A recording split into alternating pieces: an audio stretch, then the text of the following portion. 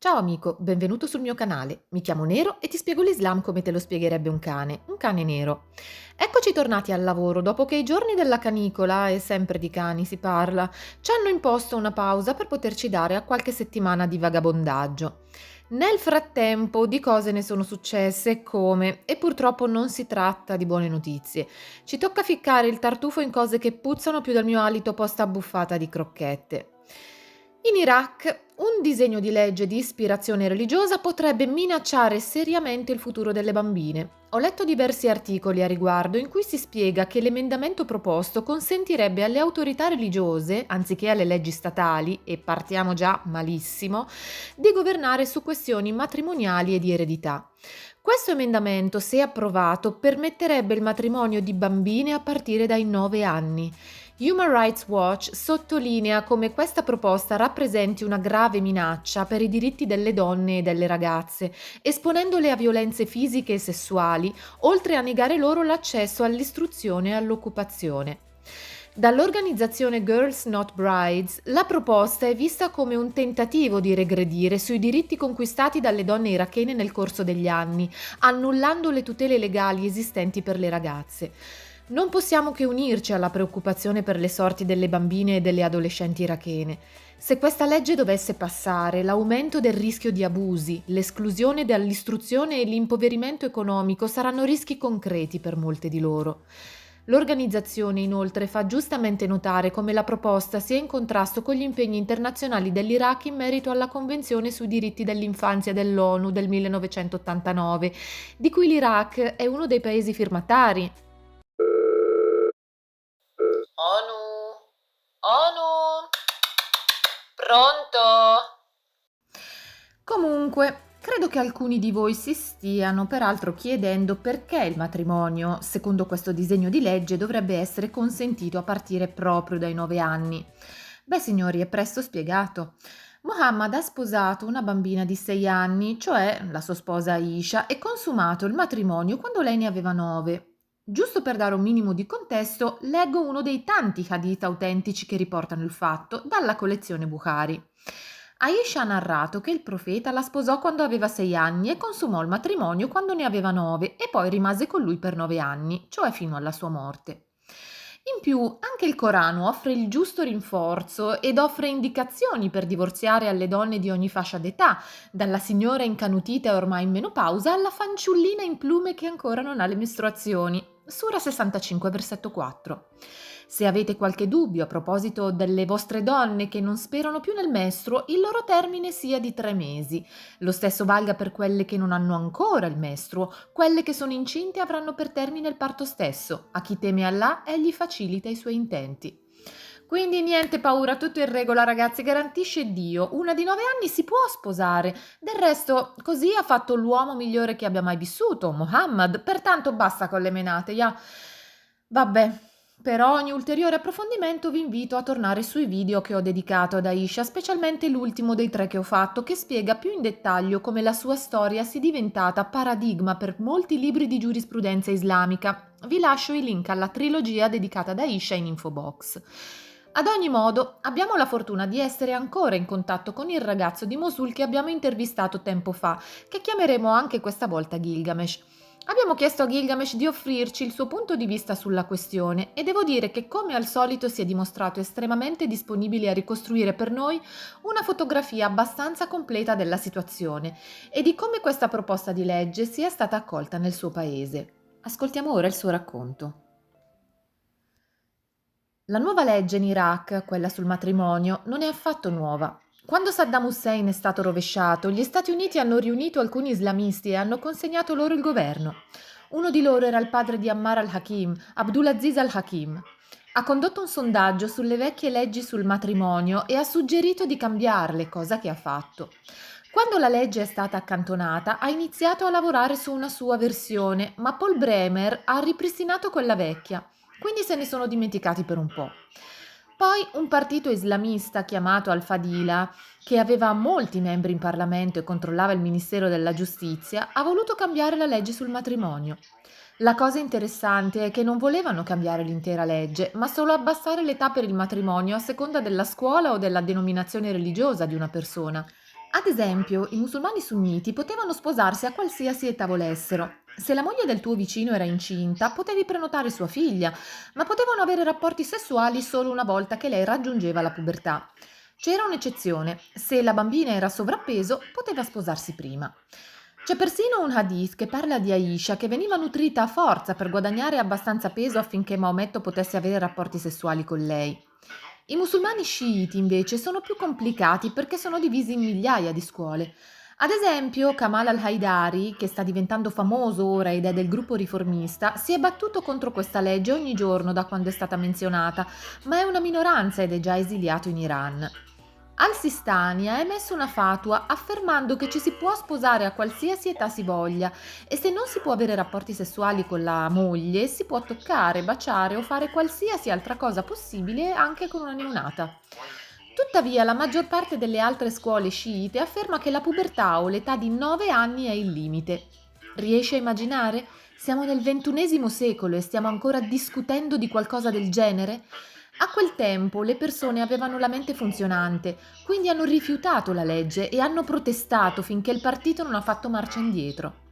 Quando hanno accettato di fermarsi, l'ISIS ha attaccato, quindi la legge è stata accantonata per anni. Nel momento in cui l'ISIS è stato sconfitto, il governo ha riproposto la legge. Hamid al-Qadri, un individuo dall'aspetto angelico che probabilmente non terrorizzerebbe nemmeno i puffi, ha riproposto la legge. Ancora una volta la popolazione l'ha rifiutata e lui ha cancellato i suoi tweet. Nel 2021 la legge è stata riproposta, questa volta come il 57° punto all'ordine del giorno della legislazione, riguardante l'affidamento dei figli alle donne. Volevano togliere i bambini alle donne. A quel punto la gente era così mentalmente esausta che la legge è stata quasi approvata, ma per fortuna un problema interno al governo ha impedito di fare qualsiasi cosa. Vedi che a volte assomigliare all'Italia non è poi così male, vabbè. Ora nel 2024 il governo è stato controllato al 100% dagli islamisti negli ultimi 2 anni e le loro milizie possiedono metà del paese. Hanno riproposto la legge, ma ora ha un nuovo nome, la legge Jafari, un nome puramente sciita. È il loro modo di mostrare dominanza. È come quando la tua famiglia va in vacanza e tu hai la casa tutta per te, quindi decidi di girare nudo per mostrare al tuo animale domestico chi comanda. La legge probabilmente passerà perché c'è un accordo tra i membri sunniti e sciiti del Parlamento. Durante la guerra contro l'ISIS, le milizie accusavano qualcuno di essere un membro dell'ISIS solo perché non gli piaceva il suo modo di parlare o perché il suo nome non era abbastanza cool. Queste persone finivano in prigione, vivendo peggio degli animali. Quindi i sunniti vogliono un indulto presidenziale per tutti i prigionieri in modo che le famiglie degli innocenti votino di nuovo per loro. Gli sciiti vogliono approvare la legge sul matrimonio per ottenere i voti dei pedofili e degli estremisti, e purtroppo ce ne sono molti. Così hanno deciso: tu voti per la mia legge e io voto per la tua. Il problema è che le persone sono cambiate. 15 anni di guerra e condizioni di vita difficili non producono nulla di buono. Le opinioni sono ora letteralmente divise a metà. Coloro che sono d'accordo con la legge dicono che fa parte della nostra religione e poiché l'Iraq è un paese islamico sostengono: al diavolo i non musulmani, facciamo quello che vogliamo. Non solo condividono la loro opinione, ma ti maledicono per essere in disaccordo.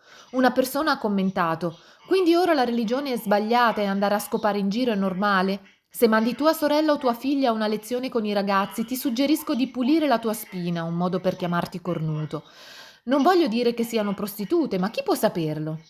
Forse qualcuno le guarderà o dirà qualcosa. Il matrimonio è nella religione e la religione lo permette dall'età di 9 anni.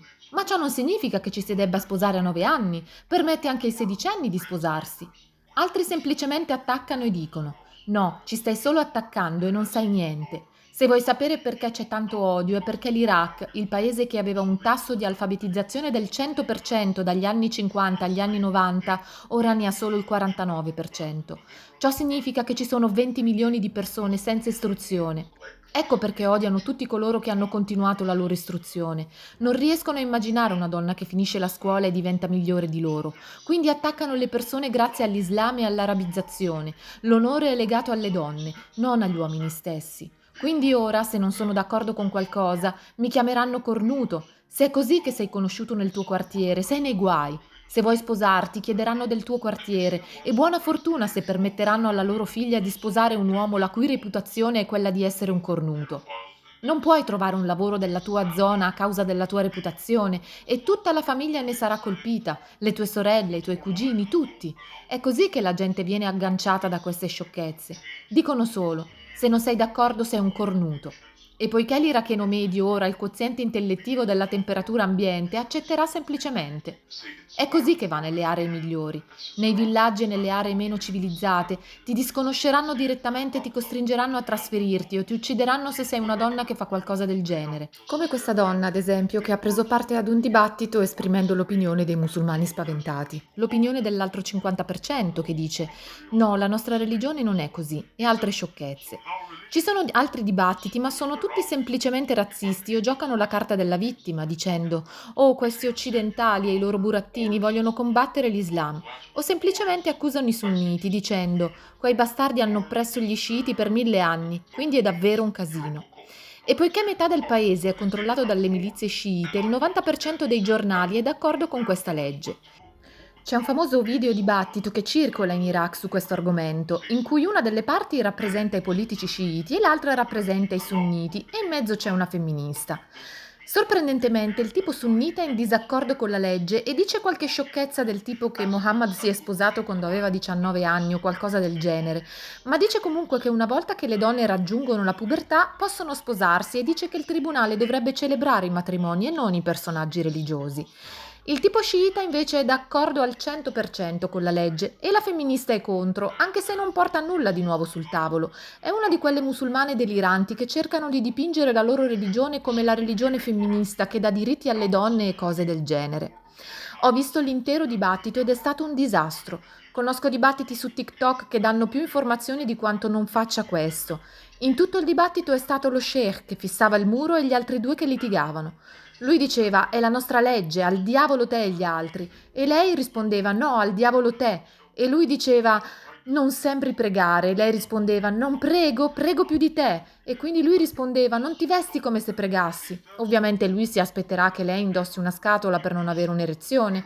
Quindi lei che rispondeva non credo nell'hijab, lui rideva e si arrabbiava e gli diceva vai a sorvegliare le tue sorelle. In Iraq questo significa che le tue sorelle sono delle prostitute.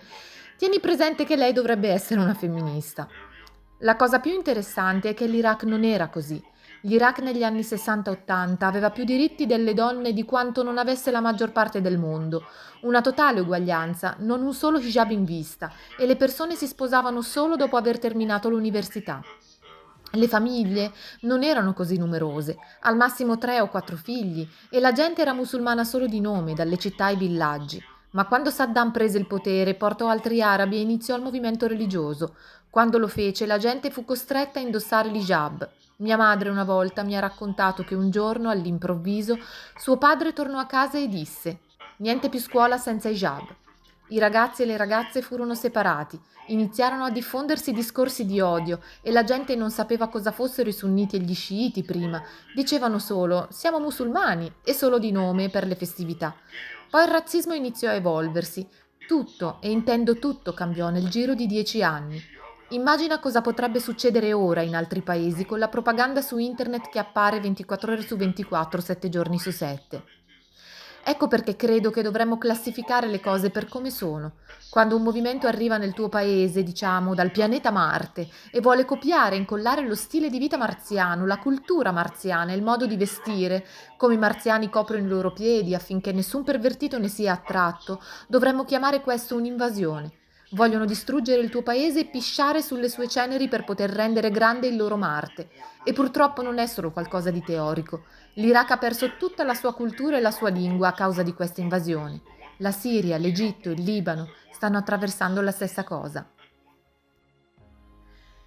Ed eccoci arrivati alla fine di questo video e so che quanto detto può aver lasciato molti di voi con un senso di amarezza o anche di indignazione.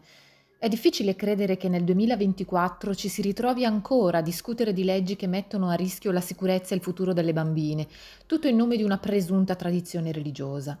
Di fronte ad una prospettiva del genere, la prima cosa che si fa sentire è la pancia. La questione è molto spinosa e legittimi sentimenti di rabbia, rifiuto o incredulità possono venire a galla. Per quanto essi siano legittimi, però, agire questi sentimenti non è mai la risposta. Il dialogo, lo studio, lo spirito critico lo sono, con tutti i limiti del caso. Spogliare certi dettami di sacralità, ad esempio, può levare di mezzo la patetica scusa del Dio lo vuole, con la quale si tende a giustificare la disparità tra i sessi, gli abusi sui minori, l'omofobia o la condanna all'apostasia. Ogni società ha il dovere di proteggere i più vulnerabili e in questo caso il silenzio non è un'opzione.